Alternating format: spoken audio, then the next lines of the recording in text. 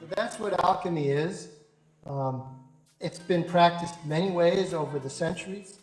Uh, it has done, there has been a lot of work with metals, which is why it gets led into gold analogy. Who do you think connect the most with your story and this approach?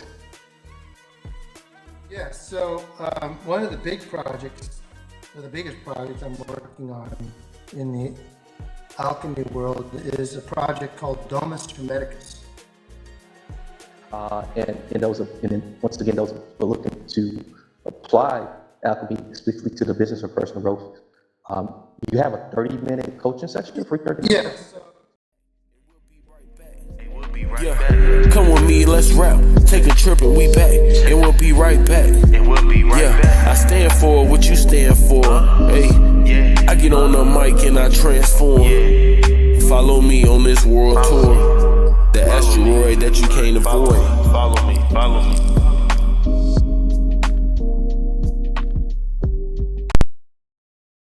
Always going to be a butterfly. So that's, to me, a better analogy for alchemy. And it's been around for a long, long time. Since, the farthest back we know is in old Pharaonic Egypt, or the time of the pharaohs before the Greeks and the Romans. And then it basically grew up with the Greeks and the Romans when they came in, and then it really spread outward. In the meantime, Eastern alchemy was developing about that same time as well, which a lot more people are familiar with in terms of yoga or Tai Chi. If I say those words, people, oh yes, but that's Eastern alchemy. Yeah, so it goes by a different name. The two are very similar in many ways. The Western version, though, caters more towards the Western, I'll just say DNA, so to speak. It's different, but with the similar results. So that's in a nutshell. So how can it impact your life? Well, it can affect changes in your consciousness, which then can affect changes in your behavior, which then can help get out of your own way, or for me, get out of my own way, and create a life that you want. Does it eliminate challenges? No, nothing will do that. However, it will give you specific tool sets for when those challenges come. And it gives you specific tool sets, even when there's no challenges, to make something out of nothing, I'll just say. So that's what alchemy is. It's been practiced many ways over the centuries. There has been a lot of work with metals, which is why it gets led into gold analogy.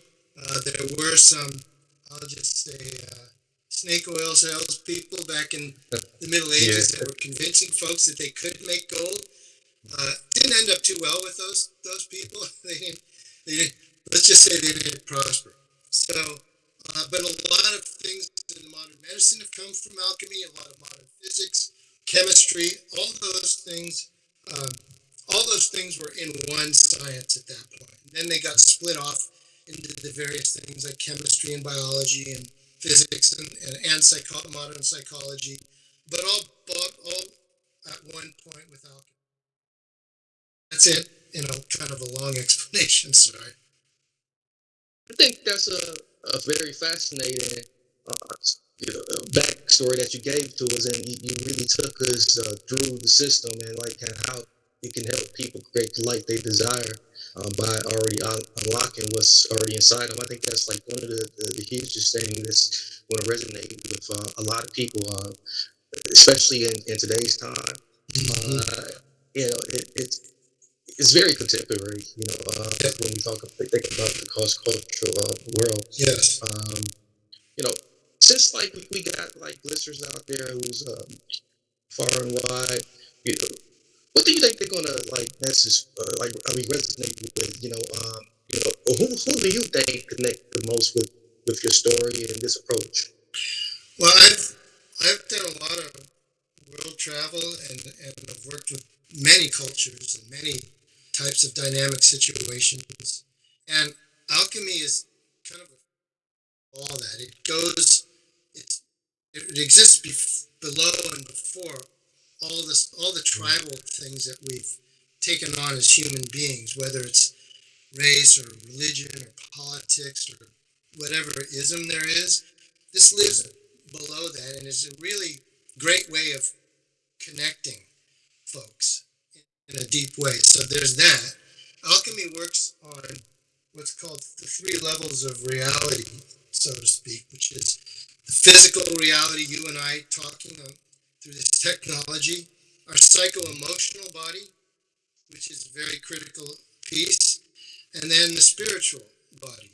And the spiritual body is not religious per se, although it could be. But it can be the basis of a lot of the world religions, which the messages are ultimately the same, but then the cultures then change the religiosity, so to speak. So it's connecting with all three of those and then learning to blend all three at the same time. So that's the work of the alchemist. And in doing so, it's a great bridge, as is music. You can probably see one of my symbols back there. I'm a musician as well. And music is another one of those cross-cultural unifiers. I was just in Morocco this week, and actually this week, I don't even know what time it is anymore. And I sat in with the traditional Berber musicians, and it's just a beautiful thing. So that's part of how alchemy works. That makes sense.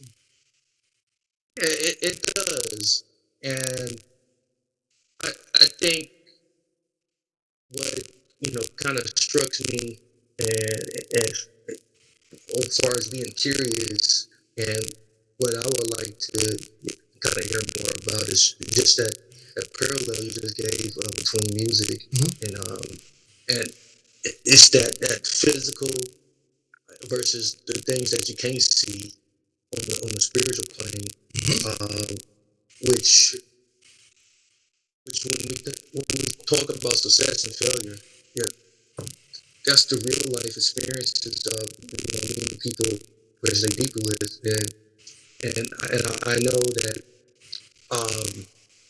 there's a way to be able to like take what you just explained and kind of apply that to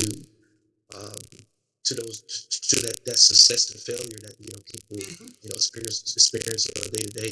So I know you got some exciting projects and offers that may kind of like talk to that. Maybe you want to tell us more about those.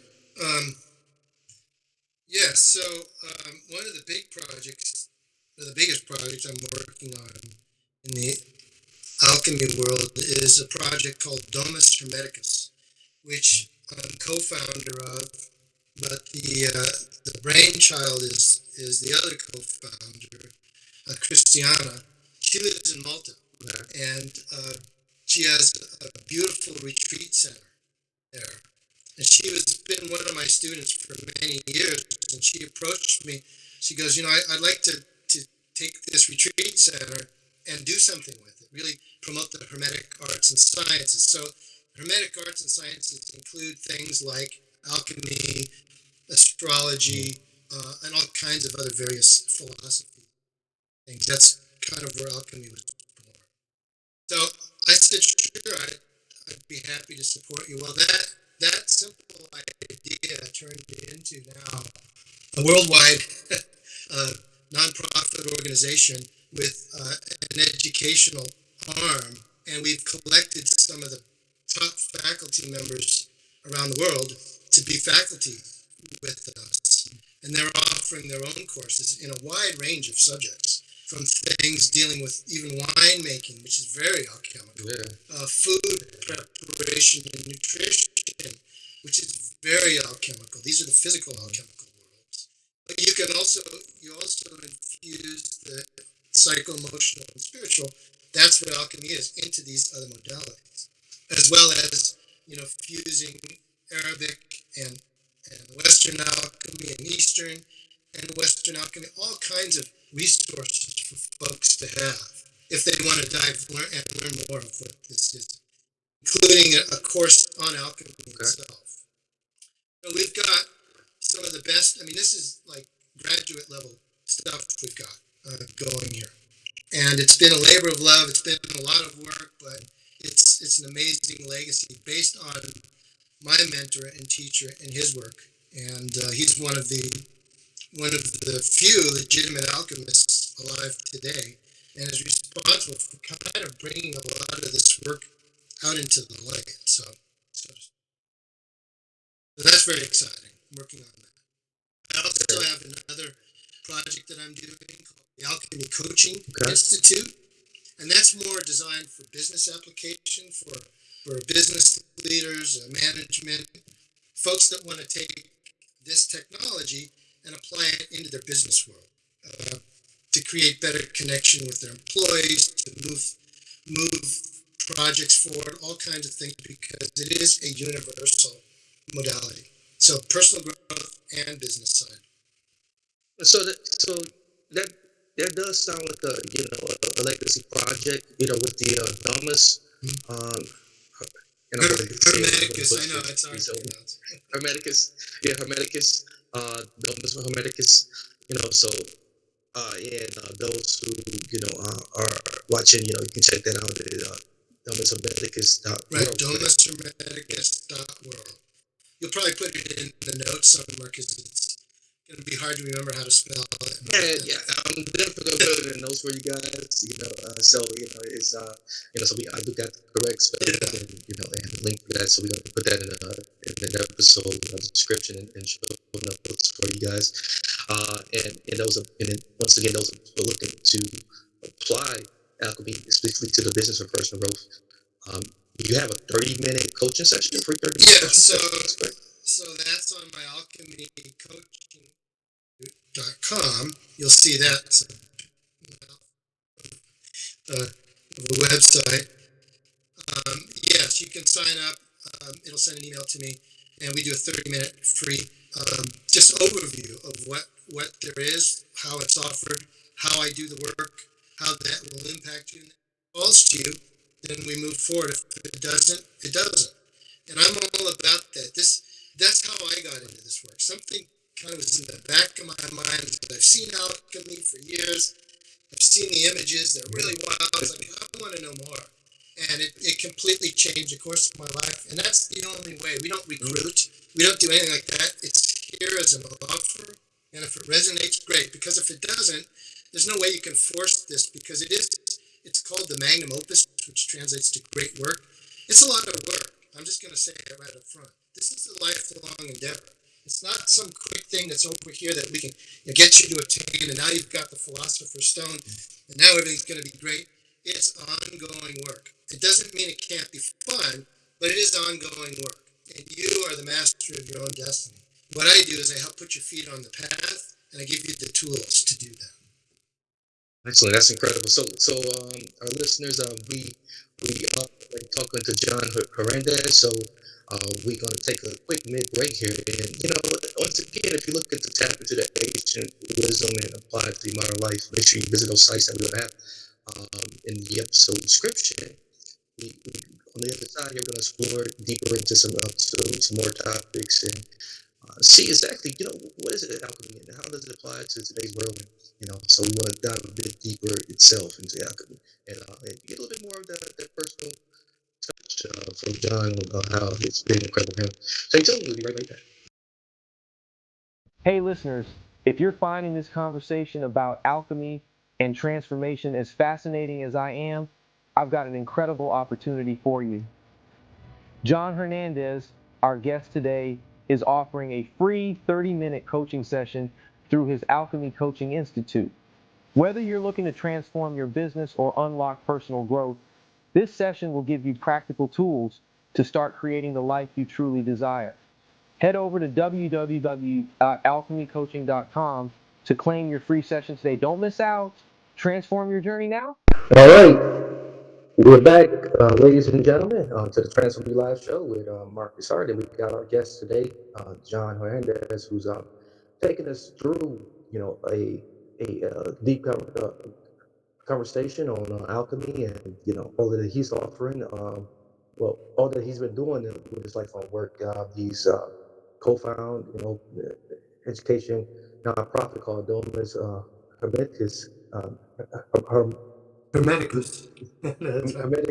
Hermeticus, which is a legacy project, and those looking to explore alchemy specific to business and personal growth. He has alchemycoachinginstitute.com. So let's dive a bit deeper here. I know we were just talking on the other side about how people get it misconstrued and look at it sometimes as arcane, but it's really the art of uncovering what's already within us, our hidden potential, Yep. and harnessing that to transform our lives. And tell us more about how people tend to um, get split on that. Sure, absolutely. I think a lot of folks out there, there's a lot of uh, using of the word alchemy loosely. Um, it's a fun word. People know it about transformation and things, so it's stamped on a lot of things. Right. Most of those people that are doing that work are not trained traditional alchemists. They know the word, they like it, they kind of understand it, but they're not trained. So it's very hard to. It's hard for me to find where is legitimate. What's the actual art and science? Where does it come from? How has it evolved? Who are the folks that really carry on the legacy? And I was able to fortunately find the International Alchemy Guild and Dennis William Hawk, who's one of the living legends today of alchemy. And he and others mentored me over the course of many years. And we're continuing Dennis's legacy. So what we're doing is really a legitimate form. There are a few others out there too, other than us, but not many. Yeah. So most of the time it's used loosely, and a lot of times folks in the personal growth industry that use the word alchemy are using it for things outside themselves. So if you can attain this, you'll get this. If you go for this, you'll get this. These types of things. At least I've seen a lot of that. And again, I'm not saying everyone's doing that, but there's a lot of that. Or lifting of certain pieces of cultures and applying that, claiming that they're theirs. That's what we call ritual appropriation, otherwise known as cultural appropriation. So there is a lot of that going on out there. So what we offer is the legitimate tradition, and you'll read about that on the Domus website and how that evolved and what we're doing. So that's it. But your question is, yes, it's the one of the goals in philosophy is attaining the philosopher's stone. It's kind of a mysterious thing, but ultimately what it is uncovering, like you said, something that already is inside. And that's why it's difficult work. There's a phrase in alchemy, a Latin phrase, and it basically says in translation, go deep into the interior of the earth, rectify what you find there, and you'll discover the hidden meaning of the stone. And it's one of the big alchemical tenets. And what it's talking about is that stone lives in here, and it's about going in and finding it, uncovering it, and then working with it. And see, the alchemical recipes, there are 7 of those, by the way, 7 alchemical formulas, we'll say, are the recipes of how to do that work. And so by doing that work, you're working again on the physical, the psycho-emotional, and then the spiritual plane all at the same time. Right. And then once you find it, then you continue to work with it. And the object is to continue to be aware of it and have the tool set to work with it through life. Because life can be very challenging. It has been for me anyway. And there are no quick fixes, but at least there's a tool set and a way through those things as you go. That's the beauty of alchemy. When people are trying to attain the philosopher's stone, and you mentioned the 7 recipes on creating that that interchange and really enhancing what's already inside. What are some of the common things that people like tend to trip over? Um, is it patience? Is it ego? What? Like, Yes and yes. I like when my assumptions get the right answer. but Well, the, but so let me but talk about. yes, Let yeah, me go let me ahead. unpack that for a moment. So Yeah. first of all, the ego is not necessarily a bad or evil thing. I know there's a lot of talk about destroying the ego or killing the ego. Or if you did that, you would have no function in life. The ego is a part of us that keeps us in survival mode. However, there's a part of the ego that doesn't believe that our true authentic self is worthy in the world. So what tends to happen is we put on these masks of a persona, and that persona Mhm. might be a persona in a relationship or a persona in a work environment or in a community or around friends. And we wear all these different masks because if we exposed what's truly our philosopher's stone, it could be dangerous. We could be open for all kinds of things. So, alchemy teaches us to systematically remove that part of the ego, the persona part, that doesn't really serve us anymore.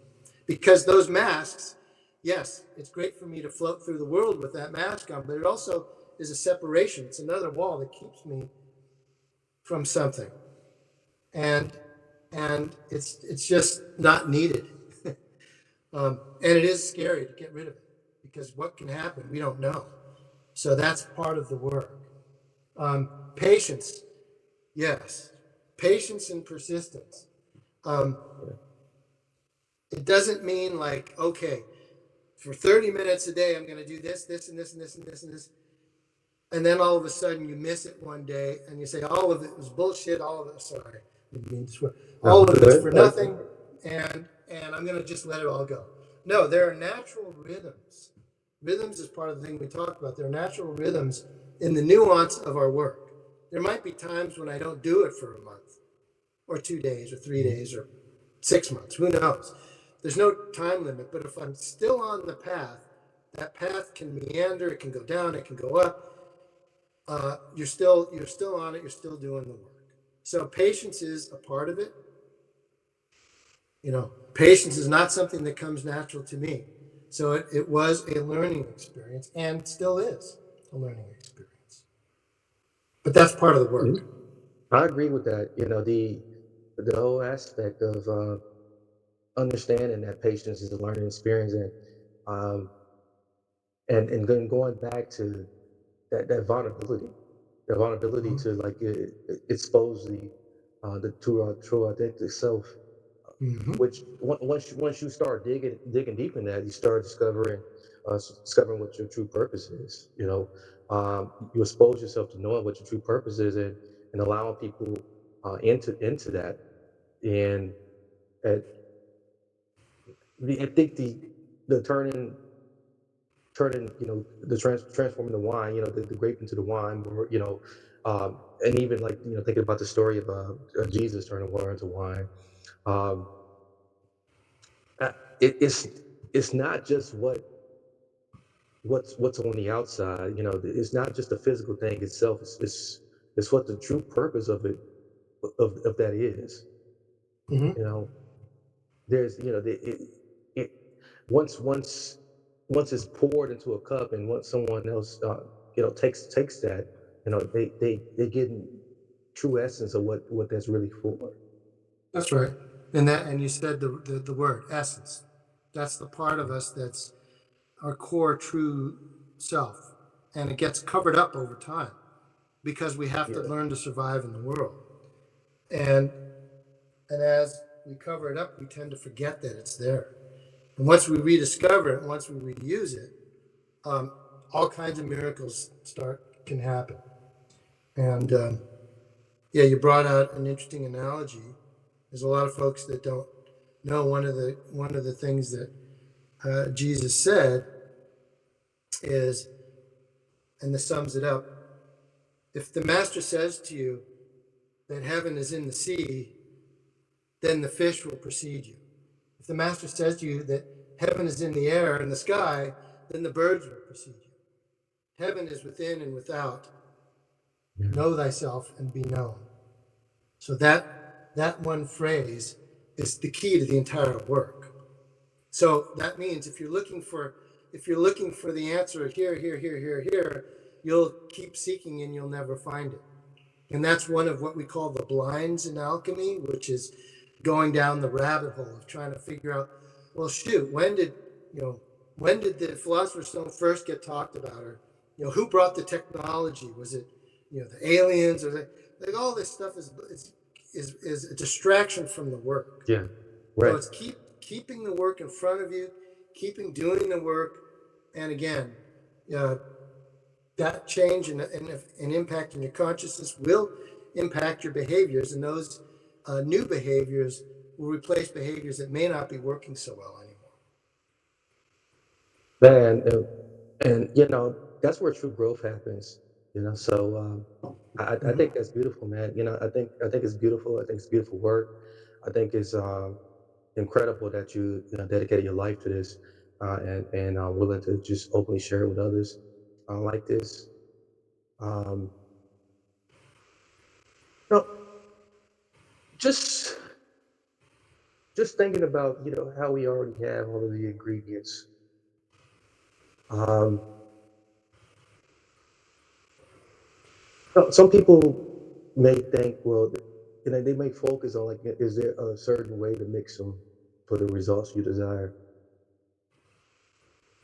What are your thoughts on that? A certain way to rephrase that, please.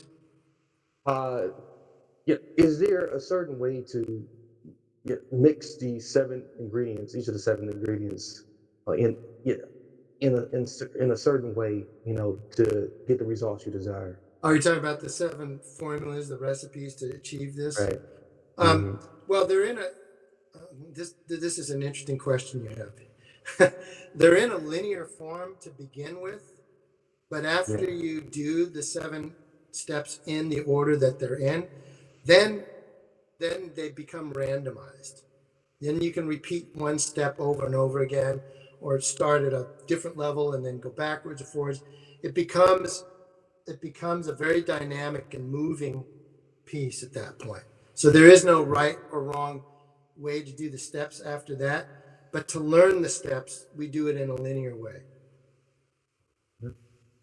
That's powerful. Yeah. So we've been speaking a lot on some wisdom. You've been giving us some hints of wisdom. Is there any particular actionable insight that you hope the listeners will take with them after the conversation today? Yeah, absolutely. Be fiercely curious of what the possibilities may be, and that might meaning logging on to the Domus Hermeticus .world website and checking it out, because there's a ton of information on there. And then there are, if it calls you there are alchemy uh, coursework there that's very inexpensive. It's Dennis's work that he's pioneered over the last 30, 40 years, and it's all there for you. Now we have Dennis's entire school on our website, and so there are ways to learn about it, but there's a lot of free resources. You can look and see if that's of interest in something you do. But I can tell you this, Yeah. that modern psychology, a lot of it, the Jungian side, was based Yeah. on alchemy. And he had the largest alchemical library in the world. And he did a lot of the work. And I won't dive too deep into this now because it's a bit complicated, but on archetypes or things that are similar into the human consciousness, work that he teased from the alchemical images. And so all that, there's a lot of resources. I mean, you can go as deep or as shallow as you want. There's no right or wrong. And again, if it calls to you, great. If it doesn't, at least you've got resources to see and say, oh, okay, this is good, not for me. Or this is great. How do I learn more? And there's resources for all of that on there. Great. Yeah. So that's amazing that this tool is for everyone. From the curious explorer to, like, the committed seeker, and and it's got me curious, more curious, like, where do you see your work evolving in the next few years? Well, And maybe, what's the big vision, for the future? it's very Domus or your social work? grandiose. Yeah. So again, the mover and shaker in all this in the Domus is Christiana. And Okay. even though I'm co-founder, I really credit her with this project and what she's done with it. And she's done the bulk of the work, organizing the faculty, getting the website, getting all the logistics done, a ton of research. Um, Yeah. and so the vision that we're bringing is to really bring this out into the much larger universe to, it's really time for people to discover what alchemy actually is instead of just banding the name about and seeing how it fits into the contemporary world, like you said. So we're building more and more resources out for that to happen. And, we're what we've already done and what he's already done with the site has been off the charts amazing. And I'm just really honored to be a part of it and to lend, Right. my pieces to it. And my sense is that this is really going to serve the world community. So yeah, it is grandiose, and it kind of has to be at this point. The world is not healing it itself. Let's just say Oh, evolution is very slow, and hopefully this is one way to help move that and to build more bridges, which is why we're doing a lot of cross-cultural alchemy work in what we're doing, because there are so many bridges to build. And that's again why I do a lot of work, and I do these pilgrimages and travel all over and meet with folks, and there's so much potential once we get out of our own way. I'll go back to that phrase yeah. again, you know. I So think that's the most important thing, is getting out of our own way, yeah. it's inspiring to see how you bridge an ancient knowledge with modern day transformation. Um, it's clear that you're doing the potential. I mean, what you're doing has the potential to make some lasting impact here across many lives, many industries. I can't wait to see where it goes. I'm pretty pretty excited about it, and it's got my interest again. Because Cool. like I said, I had left what I was learning to the side, because I didn't really have you know uh, someone who had the compass to lead me Mhm. in the correct way. So it became very confusing for me, very frustrating. I'm sure I'm not the only one out there who's been kind of lost that way. Um, Mhm. and you given us so much value today, and John, and I just want our listeners to know that we'll be eager to keep up with your journey. Great. Keep doing the work, man. Oh yeah, thank you, Yeah. thank you. Um, would you be open to coming back for a follow-up interview, or contributing to like any other future blog posts? Sure. Absolutely. Future? Yeah. That's great, great. Mhm. So like we'll definitely keep this conversation going. Uh, thank you for sharing today, John, and giving us your wisdom and your time. I'm sure we might have sparked some life changing thoughts for a lot of listeners. As it has for myself. Um, is there anything else you would like to like add, or anything else you got coming up? Um, no, just again, look at both the sites. Take a Mhm. tour through the Domus Hermeticus site. See if any of that interests you. If you do want to apply it for the business side, you can look at the Alchemy coaching site. But if it's something you want to just explore what alchemy is and what it does, there's so many resources on the Domus site. So the Yeah. invitation is to take a look and see. And if you have questions from there are ways to get in contact with myself or with Christiana, and we're happy to answer any questions for you.